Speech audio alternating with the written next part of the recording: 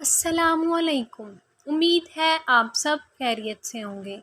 आज के इस वीडियो में हम एंट्री टेस्ट के लिए केमिस्ट्री के कुछ शॉर्ट लिस्टिंग को डिस्कस करेंगे और मैं आज आपको कुछ ऐसी ट्रिक्स बताऊंगी जिससे आप इजीली कम वक्त में अपने एमसीक्यूज़ को सॉल्व कर सकते हैं।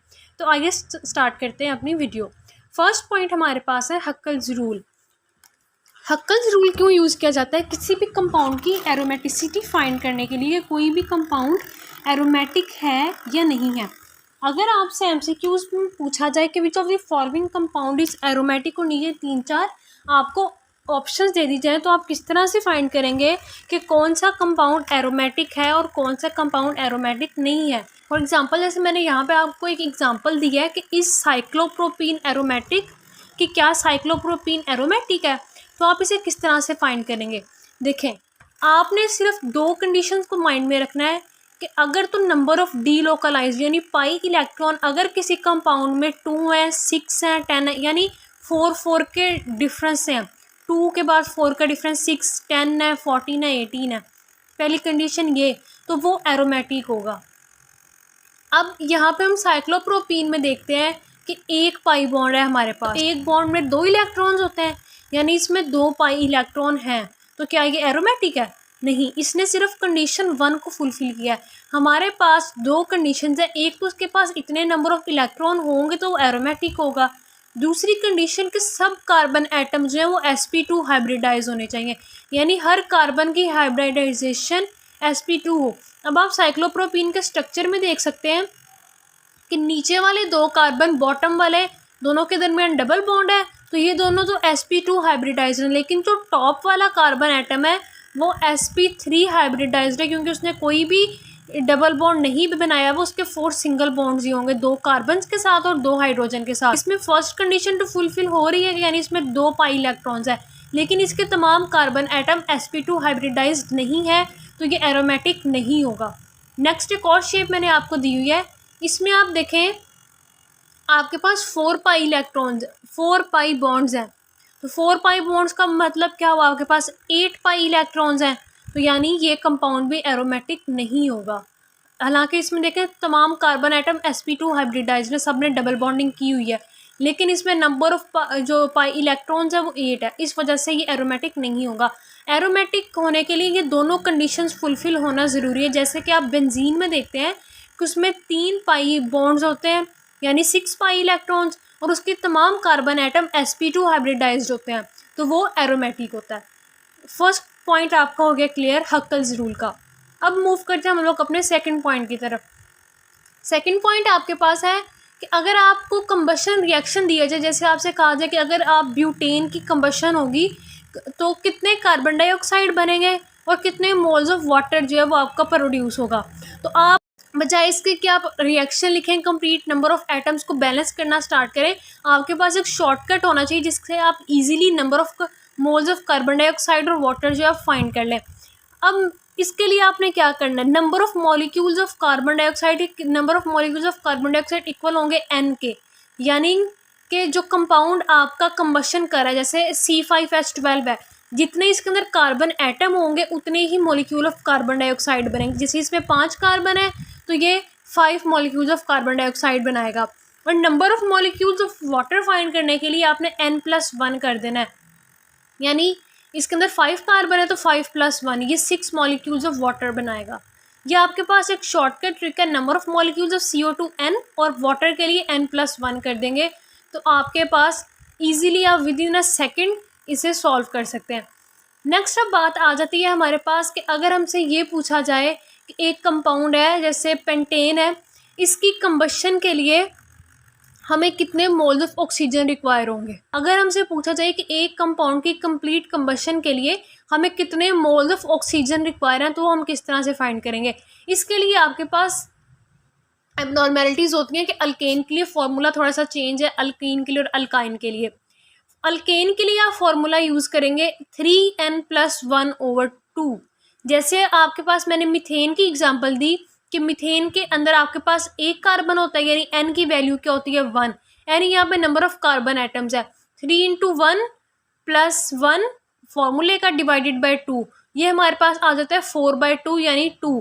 इसका मतलब है कि जब मीथेन की कंबशन होगी तो हमें 2 मोल्स ऑफ ऑक्सीजन रिक्वायर होंगे। इसी तरह अल्कीन्स के लिए आप 3n/2 फार्मूला यूज़ करेंगे और अल्काइंस के लिए आप 3n-1/2 फार्मूला यूज़ करेंगे। तो ये ट्रिक्स लाजमी अपने फिंगर टिप्स पे रखिएगा ताकि आप विद इन सेकेंड्स बहुत कम वक्त में ईजीली आप अपने एमसीक्यूज़ को सॉल्व कर सकें। नेक्स्ट हम लोग मूव करते हैं नंबर ऑफ़ आइसोटॉप्स की तरफ कि नंबर ऑफ़ आइसोटॉप्स आप किस तरह से फाइंड करेंगे। ये क्या होता है कि आपका जो सिलेबस है वो एक लिमिटेड है, उसमें आपसे बहुत ज़्यादा हायर कंपाउंड्स के नंबर ऑफ़ आइसोटॉप्स नहीं पूछेगा। सिर्फ बेसिक कुछ पहले 5-6 कंपाउंड है जिनके नंबर ऑफ़ आइसोटॉप्स आपको पता होना चाहिए। वो चाहे तो आप ये टेबल याद कर लें, चाहे तो ये फार्मूला याद कर लें जिसके थ्रू आप नंबर ऑफ़ आइसोटॉप्स जो है वो फाइंड कर सकते हैं। हमारे पास फार्मूला आता है 2n-4 + 1। लेकिन याद रहे ये फार्मूला सिर्फ ऑक्टेन तक अप्लाई होता है, ऑक्टेन के बाद ये फार्मूला अप्लाई नहीं होगा। एन यहाँ पे होता है नंबर ऑफ़ कार्बन एटम्स। अब हम लोग एग्जांपल ले लेते हैं पेंटेन की। पेंटेन में नंबर ऑफ़ कार्बन एटम कितने होते हैं 5, 2⁵ -4 + 1 आ गया। 5 - 4 1, 2⁵1 2 आ गया +1, 2 + 1 कितना आ जाएगा हमारे पास 3, यानी इसके जो नंबर ऑफ़ आइसोटॉप्स हैं वो 3 होंगे। इसी तरह बाकी कंपाउंड्स के भी इसी फार्मूला से फाइंड कर सकते हैं, लेकिन आप चाहें तो ये टेबल याद कर लें कि 5-6 कंपाउंड इनमें जो आपके सिलेबस में इंक्लूड है वो मैंने इस टेबल में लिख दी है कि ब्यूटेन के 2 होते हैं, हेक्सेन के 5, नोनेन डिकेन तक मैंने आपको लिख दी है। आप इन्हें मेमोराइज़ कर लें तो ज़्यादा बेहतर है। अगर आप फॉर्मूला के थ्रू करना चाहें तो वो आपकी मर्ज़ी है। नेक्स्ट पॉइंट हमारे पास है आइसोमरिज्म का। आइसोमरिज्म के अंदर कुछ मेन पॉइंट्स जो आपकी फिंगर टिप्स पे होने चाहिए कि अल्केन सिर्फ चेन आइसोमरिज्म शो करती है। अल्केन में आपके पास कोई फंक्शनल ग्रुप आइसोमरिज्म नहीं शो करेगी, मेटामरिज्म शो नहीं करेगी, सिर्फ अल्केन चेन आइसोमरिज्म शो करेगी। नेक्स्ट हमारे पास है अल्कोहल एंड अल्कीन। ये पोजिशनल आइसोमरिज्म शो करेंगे, यानी इनके आप फंक्शनल ग्रुप की पोजीशन चेंज करेंगे तो वो हम उसे पोजिशनल आइसोमरिज्म कहेंगे, मेटामरिज्म नहीं कहेंगे। उसके बाद आपके पास आ जाता है एल्डिहाइड एंड कार्बोक्सिलिक एसिड। ये दोनों कंपाउंड ना पोजिशनल आइसोमरिज्म शो करेंगे ना मेटामरिज्म। क्योंकि इनका फंक्शनल ग्रुप ही ऐसा है कि इनके टर्मिनल एंड पे आप इसके फंक्शनल ग्रुप को मूव नहीं करवा सकते। एल्डिहाइड का भी आपको पता है कि इसके टर्मिनल एंड पे C डबल बॉन्ड OH होना चाहिए, और कार्बोक्सिलिक एसिड का भी यही होता है कि C डबल बॉन्ड और OH होना चाहिए कि एक उसकी इनके जो फंक्शनल ग्रुप है उनकी पोजीशन फिक्स होती है, इसलिए ना ये पोजिशनल आइसोमरिज्म शो करेंगे ना ये मेटामरिज्म शो करेंगे। उसके बाद हमारे पास आ जाता है कीटोन। कीटोन आपके पास मेटामरिज्म भी शो करते हैं, आप उसके फंक्शनल ग्रुप की पोजीशन भी कहीं भी चेंज करवा सकते हैं, पोजिशनल आइसोमरिज्म भी वो शो करेगा। लेकिन इसमें एक एक्सेप्शन होती है कि ब्यूटानोन जो है वो मेटामरिज्म शो नहीं करता। उसके बाद हमारे पास है ईथर्स। ईथर्स हमारे पास मेटामरिज्म को शो करते हैं। नेक्स्ट पॉइंट हमारे पास है, ये मैंने एक टेबल बना दी है अल्केन, अल्कीन, अल्काइन और बेंजीन का कि इनकी हाइब्रिडाइजेशन क्या होती है, इनके अंदर बॉन्ड लेंथ क्या होती है, इनके अंदर बॉन्ड एंगल क्या होता है। आप इसे मेमोराइज कर लें इस टेबल को, ये एक शॉर्ट लिस्टिंग पॉइंट है ताकि आप इजीली अपना एमसीक्यूज जो है उसको अटेम्प्ट कर सकें। बेंजीन के अंदर आप बॉन्ड लेंथ देख रहे हैं, कार्बन कार्बन बॉन्ड लेंथ जो है हमारे पास 1.397 एंगस्ट्रम है, और कार्बन हाइड्रोजन बॉन्ड लेंथ जो हमारे पास है वो 1.09 एंगस्ट्रम है। इसके बाद हम लोग अपने नेक्स्ट पॉइंट की तरफ चलते हैं। नेक्स्ट पॉइंट हमारा बहुत ही इंपॉर्टेंट पॉइंट है इलेक्ट्रोफाइल और न्यूक्लियर। बच्चों ने सिर्फ एक चीज़ को माइंड में रखा होता है कि अगर पॉजिटिव चार्ज है तो वो इलेक्ट्रोफाइल है, नेगेटिव है तो न्यूक्लियोफाइल है, और जब वो न्यूट्रल मॉलिक्यूल्स आपको आ जाते हैं ऑप्शंस पे तब हम लोग हो जाते हैं कंफ्यूज कि अब इस पे तो कोई चार्ज ही नहीं है, अब हम लोग इलेक्ट्रोफाइल न्यूक्लियोफाइल को किस तरह से डिस्टिंग्विश कर सकते हैं। इसका आपके पास सिंपल आपने ये चीज़ माइंड में रखनी है कि अगर आपके सेंट्रल एटम, जैसे आपके पास NH3 है, इसका सेंट्रल एटम हमारे पास नाइट्रोजन है, अगर तो सेंट्रल एटम के ऊपर लोन पेयर है तो वो न्यूक्लियोफाइल होगा, और अगर उसके ऊपर लोन पेयर नहीं है तो वो इलेक्ट्रोफाइल होगा। इलेक्ट्रोफाइल होती है इलेक्ट्रॉन डेफिशिएंट स्पीशीज, जिसके पास अपने इलेक्ट्रॉन कम होते हैं इसलिए वो इलेक्ट्रॉन को अपनी तरफ अट्रैक्ट करना चाहती है। न्यूक्लियोफाइल्स होती है वो इलेक्ट्रॉन रिच स्पीशीज होती है, इसे न्यूक्लियस लविंग स्पीशी भी कहते हैं। इलेक्ट्रोफाइल आपके पास लेविस एसिड होता है, न्यूक्लियोफाइल आपके पास लेविस बेस होती है। अब आप देखेंगे H पॉजिटिव है, Cl पॉजिटिव, NO2 पॉजिटिव, मैंने आपको एग्जांपल दी है, इनके ऊपर पॉजिटिव चार्ज है, आप इजीली बता सकते हैं कि ये इलेक्ट्रोफाइल है। लेकिन साथ ही में कंपाउंड दिए हुए हैं BF3, SO3, CO2। अब पहले आप CO2 को देखें।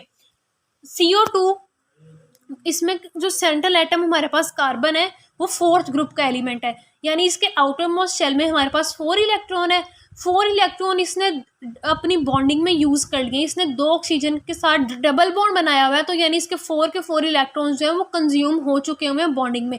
अब इसके ऊपर कोई भी लोन पेयर नहीं है। जब इसके पास लोन पेयर नहीं तो क्या होगा, ये इलेक्ट्रोफाइल। हम लोग न्यूक्लियोफाइल में एग्जांपल देखते हैं अमोनिया की, NH3। आपको पता है नाइट्रोजन फिफ्थ ग्रुप का एलिमेंट है, इसके आउटर मोस्ट शेल में 5 इलेक्ट्रॉन्स होंगे, 3 इलेक्ट्रॉन इसने हाइड्रोजन के साथ बॉन्डिंग में यूज कर दिए, बाकी बचे 2 इलेक्ट्रॉन। 2 इलेक्ट्रॉन इसके ऊपर लोन पेयर की फॉर्म में प्रेजेंट होंगे। जब अब इसके पास लोन पेयर है तो हम इसे क्या कहेंगे, न्यूक्लियोफाइल। आपने ये चीज़ अपने माइंड में रखनी है कि जिसके पास लोन पेयर है वो हमेशा न्यूक्लियोफाइल होगा, जिसके पास नहीं है वो इलेक्ट्रोफाइल होगा। और अगर आपके पास चार्ज दिया हुआ है, फिर आप चार्ज से इजीली बता सकते हैं कि कौन सा इलेक्ट्रोफाइल है और कौन सा न्यूक्लियोफाइल है।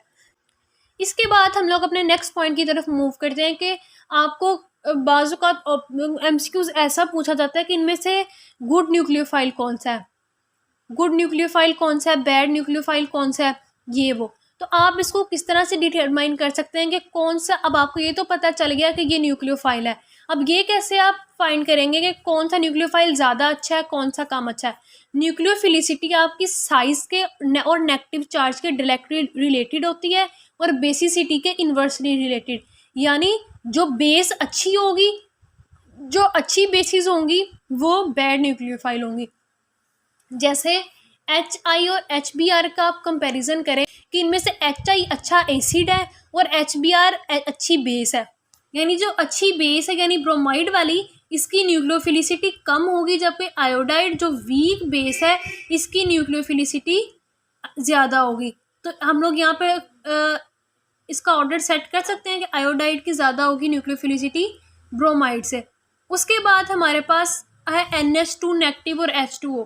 इसमें NH2 नेगेटिव की न्यूक्लियोफिलिसिटी ज़्यादा होगी, क्यों, चार्ज बेसिस पे।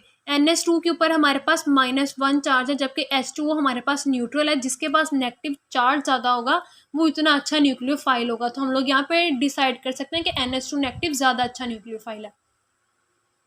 नेक्स्ट पॉइंट की तरफ मूव करते हैं, लिविंग ग्रुप। लिविंग ग्रुप के बारे में भी आपसे MCQs पूछा जाता है। इसको हम लोग कैसे याद करेंगे, वीक बेसिस जो होती हैं वो गुड लिविंग ग्रुप्स होते हैं। जैसे हमने ऊपर देखा कि वीक बेसिस अच्छे न्यूक्लियोफाइल होते हैं, इसी तरह वीक बेसिस जो होते हैं वो अच्छे लिविंग ग्रुप भी होते हैं। अब यहाँ पे भी सेम एग्जांपल के HI हमारे पास स्ट्रॉन्ग एसिड है, इसकी कॉन्जुगेट बेस हमारे पास वीक होगी, बेस जब वीक होगी तो ये अच्छा लिविंग ग्रुप होगा। अब आपकी बुक से ही मैंने कुछ एग्जांपल्स यहाँ पे कोट कर दिए हैं कि गुड लिविंग ग्रुप कौन से होते हैं। आपकी बुक में लिखा हुआ है कि iodide, bromide, chloride, HSO4, water, ये गुड लिविंग ग्रुप है। इनमें से सबसे अच्छा लिविंग ग्रुप आपके पास आयोडाइड है, क्योंकि ये अच्छा एसिड है। उसके बाद हमारे पास ब्रोमाइड है, फिर क्लोराइड है, उसके बाद हमारे पास HSO4 नेगेटिव है, उसके बाद जो न्यूट्रल है जिसके ऊपर कोई चार्ज नहीं वो H2O है। उसके बाद मैंने कुछ पुअर लिविंग ग्रुप्स की भी आपको एग्जांपल दे दी हुई है, C6H5O negative, OH negative, CH3O negative, ये पुअर लिविंग ग्रुप्स हैं। आपकी बुक में भी मेंशन है, तो बेहतर है कि आप इनको मेमोराइज करेंगे, गुड लिविंग ग्रुप आपके पास कौन सा है और पुअर लिविंग ग्रुप आपके पास कौन सा है। और थोड़ा सा आपको कॉन्सेप्ट भी पता होना चाहिए कि आपने किस बेसिस पे इनको डिफ्रेंशिएट करना होता है कि कौन सा अच्छा लिविंग ग्रुप है और कौन सा बुरा लिविंग ग्रुप है। नेक्स्ट पॉइंट की तरफ हम लोग मूव करते हैं, सिस आइसोमरिज्म एंड ट्रांस आइसोमरिज्म। इसमें हमारे पास MCQs आ जाता है कि which of the following is not the property of cis isomer, कि सिस आइसोमर की इनमें से कौन सी प्रॉपर्टी नहीं है। तो आपने ये टेबल याद कर लेना कि इनकी प्रॉपर्टीज कौन कौन सी हैं। सिस आइसोमर्स आपके पास अनसिमेट्रिकल होते हैं, अनस्टेबल होते हैं, इनके अंदर पोलैरिटी होती है, इनके बॉइलिंग पॉइंट हाई होते हैं और मेल्टिंग पॉइंट कम होते हैं। बॉइलिंग पॉइंट हाई क्यों होते हैं, क्योंकि वो पोलैरिटी पे डिपेंड कर रहे होते हैं, और मेल्टिंग पॉइंट इनकी सिमेट्री पे डिपेंड करता है। जो पोलर होगा उसका बॉइलिंग पॉइंट हाई होगा। तो आप इस टेबल को भी अच्छी तरह मेमोराइज करें ताकि MCQ सॉल्व करने में आसानी दे। उसके बाद नेक्स्ट पॉइंट हमारे पास आ जाता है सेट्ज़ेफ रूल। अब ये कहाँ पे अप्लाई होता है, इसका नेम ऐसा हमारे कोर्स में नहीं है, लेकिन आपके पास लेकिन आपके पास टेस्ट में एमसीक्यू जैसे फॉर एग्जांपल मैं आपको एग्जांपल देती हूँ कि टू ब्यूटानॉल की जब आप लोग डिहाइड्रेशन करवाएं तो बनने वाली मेजर प्रोडक्ट कौन सी होगी। अब आप नीचे रिएक्शन में देख सकते हैं कि इस रिएक्शन से 1 ब्यूटीन भी बनती है और 2 ब्यूटीन भी बनती है। जब आपको ये दोनों नाम जो हैं, दोनों ऑप्शन जो आपके पास 1 ब्यूटीन की भी और 2 ब्यूटीन की भी, तो तब आप कौन सी ऑप्शन को मार्क करेंगे। और ऐसे एमसीक्यूज आते हैं आपके अकेडमीज के टेस्ट में भी आते हैं और फाइनल में भी आ सकता है ऐसा एमसीक्यूज। अब आपने इसको किस तरह से सॉल्व करना है कि अब 2 ब्यूटानॉल को आप देखें कि यहाँ से आपने हाइड्रोक्सिल ग्रुप रिमूव करना है और एक हाइड्रोजन रिमूव करनी है, तभी डिहाइड्रेशन होगी। आपको पता है कि जब डिहाइड्रेशन होती है तो हम लोग बीटा कार्बन से हाइड्रोजन एटम जो है वो रिमूव करते हैं। अब आप यहाँ पे देखें कि आपके पास 2 बीटा कार्बन हैं। अब दोनों कार्बन में से किस कार्बन से हमने हाइड्रोजन एटम रिमूव करवाना है। अगर हम लोग टर्मिनल एंड वाली से करवाएंगे रिमूव हाइड्रोजन एटम तो हमारे पास 1 ब्यूटीन बनेगा, और अगर लेफ्ट साइड वाली कार्बन से हम लोग रिमूव करवाएंगे तो हमारे पास 2 ब्यूटीन बनेगा। तो हमने ये डिसाइड करना है कि हमने किस कार्बन से रिमूव करवाना है। अब सेटजेफ रूल हमें ये कहता है कि eliminate hydrogen from dead beta carbon which has less number of hydrogen atoms. वो कहता है कि आपने उस बीटा कार्बन से हाइड्रोजन एटम को रिमूव करवाना है जिसके पास ऑलरेडी हाइड्रोजन जो है वो कम हो। अब आप सी टर्मिनल यानी राइट साइड वाली CH3 और लेफ्ट साइड वाली CH2 में देखें कि हाइड्रोजन एटम कम किसके पास है, CH2 के पास कम है, तो हमने अगला हाइड्रोजन एटम भी इसी से रिमूव करवाना है। जब हम इससे हाइड्रोजन एटम रिमूव कर तो हमारा डबल बॉन्ड बनेगा CH2 और CH के दरमियान, तो प्रोडक्ट हमारे पास क्या होगी 2 ब्यूटीन। इसके लिए आपका अल्फा और बीटा का कार्बन एटम का कॉन्सेप्ट जो है वो क्लियर होना लाजमी है। वो कार्बन एटम जिसके साथ आपका फंक्शनल ग्रुप अटैच होता है वो अल्फा कार्बन होती है, और अल्फा कार्बन के साथ डायरेक्टली जो कार्बन अटैच होती है उसे हम लोग बीटा कार्बन कहते हैं। अब आप देख सकते हैं कि OH हमारे पास CH के साथ अटैच है और ये वाली कार्बन हमारे पास क्या क्या कहलाएगी अल्फा कार्बन।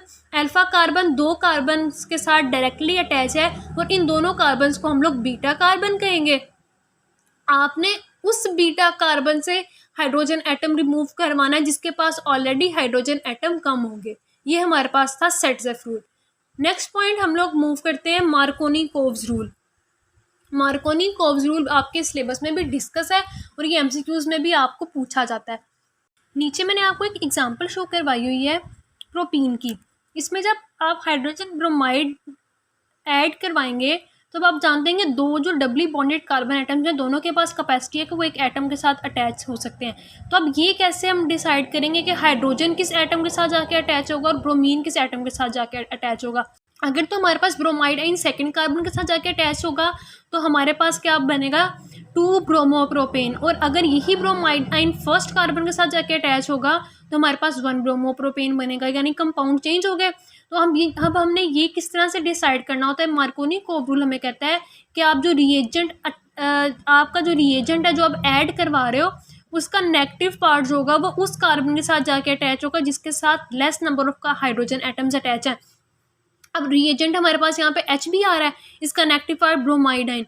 ब्रोमाइड आइन दोनों कार्बन में से उस कार्बन के साथ जाके अटैच होगा जिसके साथ less number of hydrogen atoms attach हैं। वो हमारे पास सेकंड लास्ट जो कार्बन एटम है उसके पास 1 हाइड्रोजन एटम है जो टर्मिनल एंड पे, उसके बाद 2 हाइड्रोजन एटम है। तो हमारा ये जो ब्रोमाइड होगा ये सेकंड वाली कार्बन के साथ अटैच होगा और हमारी जो मेजर प्रोडक्ट होगी वो 2 ब्रोमोप्रोपेन होगी। ये था मार्कोनी-कोव्स रूल। नेक्स्ट पॉइंट हमारे पास है ऑर्थो पैरा डायरेक्टिंग ग्रुप और मेटा डायरेक्टिंग ग्रुप। ये बेंजीन वाले चैप्टर में आप लोग पढ़ते हैं कि ऑर्थो पैरा, इसके भी आपको एमसीक्यूज आते हैं कि इनमें से कौन सा ग्रुप जो है आपके पास ऑर्थो पैरा है, कौन सा मेटा है। अब ऑर्थो पैरा जो आपके पास ग्रुप्स होते हैं वो इलेक्ट्रॉन डोनर ग्रुप्स होते हैं, मेटा डायरेक्टिंग जो होते हैं वो इलेक्ट्रॉन एक्सेप्टिंग ग्रुप्स होते हैं। अगर तो उस ग्रुप के पास लोन पेयर है, जो ग्रुप है आपके पास, तो वो ऑर्थो पैरा होगा। अगर उस ग्रुप के अंदर मल्टीपल बॉन्ड्स हैं यानी एक से ज़्यादा बॉन्ड्स हैं, या जो जैसे NR3 बेंजीन रिंग के साथ अटैच तो डायरेक्टली अटैच जो सेंट्रल एटम वो नाइट्रोजन होगा। अगर इसके ऊपर पॉजिटिव चार्ज होगा तब भी ये मेटा डायरेक्टिंग ग्रुप होगा। ऑर्थो पैरा जो होते हैं वो आपके रिएक्शन के रेट को इंक्रीज़ करते हैं, मेटा डायरेक्टिंग जो होते हैं वो डिक्रीज़ कर देते हैं क्योंकि ये इलेक्ट्रॉन अपनी तरफ खींचते हैं जिसकी वजह से बेंजीन रिंग के अंदर अवेलेबिलिटी ऑफ इलेक्ट्रॉन कम हो जाती है। अब इनके एग्जांपल्स में आप देखें, ओ नेगेटिव इसके ऊपर लॉन पेयर है, ऑर्थो पैरा होगा। NR2 इसके अंदर आप देख सकते हैं कि नाइट्रोजन के ऊपर लोन पेयर होगा, NH2 में भी लोन पेयर होगा। जिस जिस चीज़ में लोन पेयर होगा ना वो ऑर्थो पैरा होगा। मेटा का आपके पास ये होता है कि अगर इसके अंदर मल्टीपल बॉन्ड्स हैं, जैसे आप NO2 को देखें कि नाइट्रोजन ऑक्सीजन के साथ डबल बॉन्ड बना के अटैच होती है, मल्टीपल बॉन्ड्स आ गए, मेटा डायरेक्टिंग ग्रुप हो गया।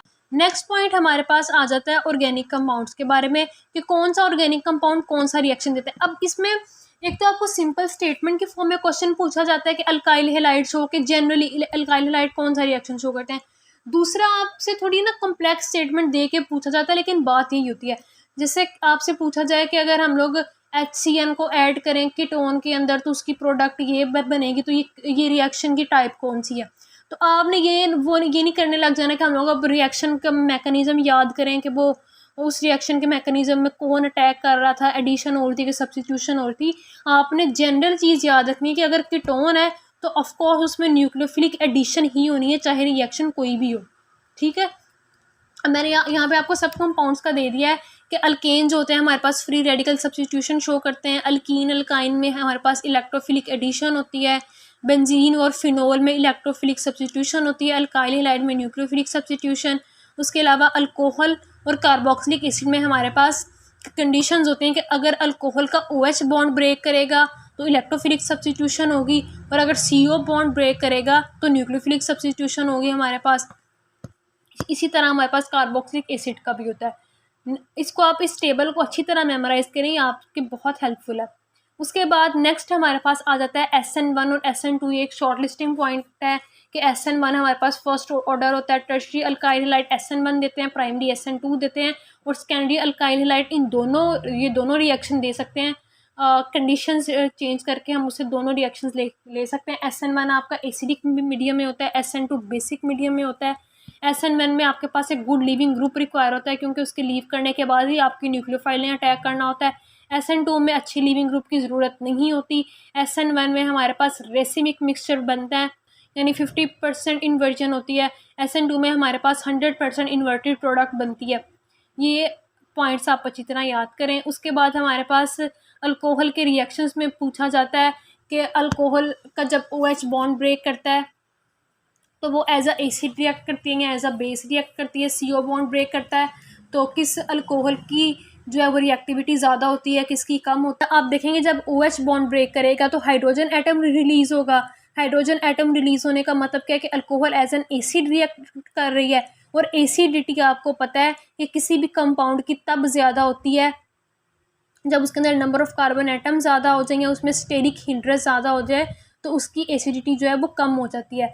तो अब आप अब जब OH बॉन्ड ब्रेक होगा तो प्राइमरी अल्कोहल में स्टेरिक हिंड्रेंस नहीं होती, इसकी रिएक्टिविटी सबसे ज़्यादा होगी। सेकेंडरी अल्कोहल में स्टेरिक हिंड्रेंस यानी इलेक्ट्रॉन डोनेटिंग ग्रुप जब अटैच हो जाते हैं तो वो स्टेरिक हिंड्रेंस क्रिएट करते हैं। तो आपने ये याद रखना है कि जब OH बॉन्ड ब्रेक होगा तो प्राइमरी अल्कोहल की रिएक्टिविटी सबसे ज़्यादा होगी, उसके बाद सेकेंडरी, उसके बाद टर्शरी, और इन रिएक्शंस में alcohol as a acid react करती है। जबकि दूसरी तरफ जब CO बॉन्ड ब्रेक करता है अल्कोहल का, उसमें alcohol as a base react कर रही होती है, और इसमें टर्शरी अल्कोहल की रिएक्टिविटी सबसे ज़्यादा होती है, फिर सेकेंडरी और फिर प्राइमरी अल्कोहल की बारी आती है। ये भी एक बहुत इंपॉर्टेंट पॉइंट है। उसके बाद नेक्स्ट हमारे पास आ जाता है एसिडिटी ऑर्डर, कि हमने एसिडिटी ऑर्डर को किस तरह से फाइंड करना होता है। ये सीक्वेंस आपकी बुक में भी लिखा हुआ है कि कार्बोक्सिलिक एसिड की रिएक्टिविटी सबसे ज़्यादा, उसके बाद फिनोल की, फिर वाटर की, फिर अल्कोहल की, फिर इथाइन और फिर इथीन, और उसके बाद आपके पास इथेन आएगा। लेकिन अब यहाँ पे कुछ इंपॉर्टेंट पॉइंट्स हैं जो आपको पता होने चाहिए कि एसिडिटी हम लोग किस बेस पे डिटरमिन कर सकते हैं। इलेक्ट्रॉन डोनेटिंग ग्रुप अगर अटैच होंगे तो एसिडिटी डिक्रीज़ होगी, और अगर इलेक्ट्रॉन एक्सेप्टिंग ग्रुप अटैच होंगे तो एसिडिटी क्या होगी, इंक्रीज़ होगी। जैसा आप लोग ऑर्थोपैरा और मेटा डायरेक्टिंग में पढ़े थे कि मेटा डायरेक्टिंग ग्रुप जो होते हैं वो इलेक्ट्रॉन एक्सेप्टर होते हैं, तो वो एसिडिटी को क्या करेंगे, इंक्रीज़ करेंगे। अब जितने नंबर ऑफ़ कार्बन एटम ज़्यादा होंगे उतनी एसिडिटी कम होगी। जैसे नीचे मैंने आपको एग्जांपल दिया है कि अगर एथेनोइक एसिड और ब्यूटानोइक एसिड में आपको फ़र्क करना पड़े कि किसकी एसिडिटी ज़्यादा होगी, तो एथेनोइक एसिड की एसिडिक स्ट्रेंथ जो है वो ज़्यादा होगी, क्योंकि इसके अंदर नंबर ऑफ़ कार्बन एटम जो है वो 2 हैं और ब्यूटानोइक के अंदर 4 हैं। जितने कार्बन एटम ज़्यादा होते जाएंगे एसिडिक स्ट्रेंथ जो है वो कम होती जाएगी। उसके बाद है नंबर ऑफ़ हैलोजन एटम जो है वो डायरेक्टली रिलेटेड होगा एसिडिक स्ट्रेंथ के। हैलोजन हमारे पास क्या होता है, इलेक्ट्रॉन विड्रॉइंग ग्रुप, और तो जितने नंबर ऑफ विड्रॉइंग ग्रुप ज़्यादा होंगे, इलेक्ट्रॉन विड्रॉइंग ग्रुप जितने ज़्यादा होंगे, एसिडिक स्ट्रेंथ ज़्यादा। जैसे आपके पास ऑप्शन में दिया हो कि ट्राई क्लोरो ओ एथानोइक एसिड और डाइक क्लोरो एथानोइक एसिड, तो जिसके साथ नंबर ऑफ हैलोजन एटम ज़्यादा अटैच होंगे, ट्राई यानी 3 हैलोजन एटम अटैच है, तो इसकी एसिडिक स्ट्रेंथ जो है वो डाई वाले से ज़्यादा होगी। उसके बाद नेक्स्ट हम लोग रिएक्टिविटी ऑफ एल्डिहाइड और कीटोन के बारे में देखते हैं। एक बात मैं आपको क्लियर कर दूं कि एल्डिहाइड की रिएक्टिविटी कीटोन से ज़्यादा होती है, क्योंकि कीटोन के अंदर फंक्शनल ग्रुप जो कार्बन है उसके दोनों साइड पे इलेक्ट्रॉन डोनेटिंग ग्रुप यानी CH3 ये ग्रुप प्रेजेंट होते हैं, जबकि एल्डिहाइड में सिर्फ एक साइड पे इलेक्ट्रॉन डोनेटिंग ग्रुप है, दूसरी साइड पे आपके पास हाइड्रोजन एटम होता है, तो इसलिए आपकी एल्डिहाइड की जो रिएक्टिविटी है वो कीटोन से ज़्यादा होती है। दूसरा एक आपको इम्पोर्टेंट पॉइंट बता दूं कि जिसकी एसिडिटी ज़्यादा होगी उसकी रिएक्टिविटी भी ज़्यादा होगी। जैसे हमने पहले देखा एथानोइक एसिड और ब्यूटानोइक एसिड, तो इनमें अगर एसिडिटी एथानोइक एसिड की ज़्यादा है तो रिएक्टिविटी भी एथानोइक एसिड की ही ज़्यादा होगी, और ये दोनों चीज़ें इन्वर्सली रिलेटेड होती हैं स्टेरिक हिंड्रेस के। जैसे अब यहाँ पे आप देख सकते हैं ब्यूटानोन और पेंटानोन कीटोन की एग्जांपल दी है कि ब्यूटानोन की जो एसिडिटी है वो पेंटानोन से ज़्यादा होगी और रिएक्टिविटी भी ज़्यादा होगी, क्योंकि ब्यूटानोन के अंदर कार्बन एटम कम है, यानी कि इसके अंदर स्टेरिक हिंड्रेस कम है। नेक्स्ट पॉइंट की तरफ हम लोग मूव करते हैं, रिडक्शन। हमारी बुक में जो ऑर्गेनिक के जो चैप्टर्स हैं उनके अंदर जो डिफरेंट चैप्टर्स में हम रिडक्शन का जिक्र आया हुआ है, तो हमारे पास 2 तरह की रिडक्शन है, एक कंप्लीट रिडक्शन है और एक इनकम्प्लीट रिडक्शन है। कंप्लीट रिडक्शन की हमारी बुक में 3 एग्जांपल्स हैं। एक, जब कार्बोक्सिलिक एसिड के चैप्टर में उसकी रिडक्शन शो करवाई गई, कार्बोक्सिलिक एसिड से जब अल्केन बनता है तो हाइड्रोजन आयोडाइड और फॉस्फोरस की प्रेजेंस में कार्बोक्सिलिक एसिड जो है वो अल्केन में रिड्यूस हो जाता है, ये कंप्लीट रिडक्शन है। उसके अलावा आपके चैप्टर नंबर 8 में अल्केन्स में जब कीटोन अल्केन में कन्वर्ट होता है, जिसे आप लोग कहते हैं क्लेमेंसन रिडक्शन, जिंक और Hg और साथ HCl की प्रेजेंस में, तो ये भी कंप्लीट रिडक्शन है। इसके बाद आपके पास एग्जांपल है वुल्फ किश्नर रिडक्शन की, जिसमें एल्डिहाइड जो है आपका वो अल्केन में कन्वर्ट हो जाता है। ये आपके पास 3 एग्जांपल्स हैं कंप्लीट रिडक्शन की। उसके अलावा इनकम्प्लीट रिडक्शंस के लिए आपके पास सोडियम NaBH4 है, लिथियम एल्यूमिनियम हाइड्राइड है, H2 है, PT PD Ni, जिनमें आप डबल बॉन्डेड, ये फर्स्ट वाले तो आपने चैप्टर नंबर 8 में पढ़े हैं, हाइड्रोजन प्लाटियम और निकल के डबल बॉन्ड के साइड पे अगर आपने हाइड्रोजन एटम को ऐड करवाना है तो उसके लिए कि यूज़ होते हैं। उसके बाद LiAlH4, उसके बाद NaBH4 को भी आपने चैप्टर नंबर 12 में पढ़ा होगा कि कार्बोनाइल ग्रुप को रिड्यूस करने के लिए यूज़ होता है। ये रिडक्शंस के लिए भी आपको याद होने चाहिए कि कौन सा जो रिएजेंट है वो कौन सी रिडक्शन में यूज़ हो रहा है। उसके बाद हमारे पास आ जाता है आइडोफॉर्म टेस्ट। आइडोफॉर्म टेस्ट में हमारे पास MCQs आता है कि इनमें से कौन सा कंपाउंड जो है वो आइडोफॉर्म टेस्ट देगा और कौन सा कंपाउंड जो है वो आइडोफॉर्म टेस्ट नहीं देगा। तो इसके लिए आपने याद रखना है कि एल्डिहाइड्स आइडोफॉर्म टेस्ट नहीं देते, सिर्फ एसिटाल्डिहाइड जो है वो इनमें से आइडोफॉर्म टेस्ट देगा। उसके अलावा हम लोग देखते हैं अल्कोहल्स में से, प्राइमरी अल्कोहल्स में से सिर्फ एथानोल जो होगी वो ये टेस्ट पॉजिटिव देगी, बाकी कोई भी अल्कोहल यानी प्राइमरी अल्कोहल में से बाकी कोई भी कंपाउंड जो है वो इस टेस्ट को पॉजिटिव नहीं देगा। सेकेंडरी अल्कोहल, जितनी भी सेकेंडरी अल्कोहल हैं वो सब ये टेस्ट देंगी। उसके अलावा कीटोन के अंदर सिर्फ 2 ऑन्स ये टेस्ट देंगी, यानी 2 पेंटानोन जो है वो टेस्ट पॉजिटिव देगी, 3 पेंटानोन नहीं देगी, यानी 2 ऑन्स जो हैं वो आपके पास पॉजिटिव आइडोफॉर्म टेस्ट देंगी, बाकी नहीं देंगी। ये 3 पॉइंट्स आपने अच्छी तरह याद कर लेने ताकि आप इजीली MCQs को अटैम्प्ट कर सकें। उसके बाद हमारे पास एक शॉर्ट लिस्टिंग पॉइंट है कि जैसे कि आपने एल्डिहाइड और कीटोन वाले चैप्टर में देखा था कि उनकी आइडेंटिफिकेशन के लिए हम लोग कुछ टेस्ट करते हैं कि अगर आप 2,4-डाइनाइट्रोफिनाइल हाइड्राजीन वाला टेस्ट कर रहे हैं तो एल्डिहाइड क्या करेगा, येलो प्रेसिपिटेट्स देगा, कीटोन जो है वो येलो टू रेड प्रेसिपिटेट्स देगा। टॉलिन रिएजेंट में एल्डिहाइड सिल्वर मिरर देगा, जबकि कीटोन्स ये टेस्ट नहीं देते। ये याद रखिए कि टॉलिन्स टेस्ट जो है ये वाहिद टेस्ट है जो एलिफेटिक और एरोमेटिक दोनों टाइप के एल्डिहाइड ये टेस्ट देंगे। फेलिंग्स और बेनेडिक्ट्स टेस्ट में आप ब्रिक रेड प्रेसिपिटेट बनते हैं, किस वजह से? क्यूप्रस ऑक्साइड की वजह से बनते हैं। कीटोन ये वाला रिएक्शन नहीं देते। उसके बाद सोडियम नाइट्रोक्लोराइड टेस्ट है, एल्डिहाइड की टेस्ट नहीं देते। कीटोन में wine red to orange precipitates बनते हैं आपके। इस टेबल को भी आपने अच्छी तरह से याद कर लेना है। उसके बाद हमारा नेक्स्ट पॉइंट है रीएजेंट्स के बारे में। अब हम लोग लास्ट पॉइंट जो डिस्कस करेंगे वो हमारा रीएजेंट्स का होगा कि हमारी पूरी ऑर्गेनिक में कौन कौन से रीएजेंट्स हैं और वो कहाँ कहाँ यूज़ हो रहे हैं। जैसे हम लोग पहले बात करेंगे अल्कोहलिक KOH की, अल्कोहलिक पोटाशियम हाइड्रोक्साइड। एक बात याद रखिए कि जहाँ पे अल्कोहलिक रिएजेंट यूज़ होगा वहाँ पे इलिमिनेशन होगी, और जहाँ पे एक्वस यूज़ होगा वहाँ पे सब्स्टिट्यूशन होगी। अब आप याद करें कि आप अल्कोहलिक KOH कहाँ पे यूज़ कर रहे थे। जब आप अल्काइल हैलाइड की अल्कीन में कन्वर्जन करवाते हैं तो आप वहाँ पे अल्कोहलिक KOH यूज़ करते हैं, क्योंकि यहाँ पे एलिमिनेशन होनी होती है। उसके बाद एक्वस पोटाशियम हाइड्रोक्साइड या NaOH आप कहाँ पे यूज़ कर रहे थे? जब आप अल्कोहल की प्रिपरेशन कर रहे थे अल्काइल हैलाइड से, वहाँ पे आपने सब्स्टिट्यूशन करवानी थी X की जगह OH की, तो आप इसे वहाँ यूज़ कर रहे थे। इसके एल्डिहाइड का जो कैनिज़ारो रिएक्शन था उसके अंदर भी यही रिएजेंट यूज़ हो रहा था। उसके बाद हमारा थर्ड रिएजेंट है बायर्स रिएजेंट।